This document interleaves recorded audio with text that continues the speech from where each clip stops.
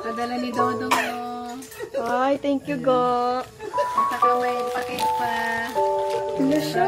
Red Ribbon. Galing ba yung galangga?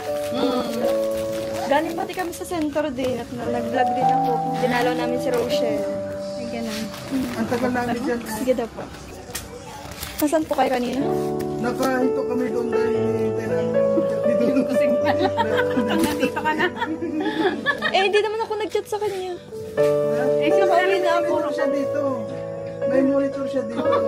Kung sila hindi natin alam. Aba, ang astig naman.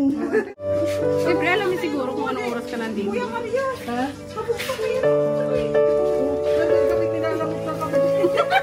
Hala, sorry Kuya Mario. Kung sinabi nyo lang po sana ng maaga, di sana umuwi po ako agad. Tinitingnan ko yung Facebook kasi Ay, grabe naman talaga si Langga. Salamat, Langga.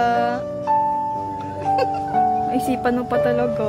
Siyempre, gano'n nagmamahal. Hindi ako nag-expect kasi nga, iniisip ko, marami naman siyang gastusan. Kaya, Maliit na bagay lang yun. kahit po, nagastos pa rin siya. Basta sa minamahal, Hindi ka na walang nagastos. Okay lang naman. Yung bati sapat na yun, yung pagbati sa akin sa social media, sapat na yun sa akin. Siyempre, iba na rin yun. Tara po, kayo din natin. Kay Langga, salamat Langga sa pag-surprise. Talagang na-surprise ako. Hindi ako nag-expect ng bigay mo ngayon. Salamat. Happy Mansari. Happy Mansari Langga.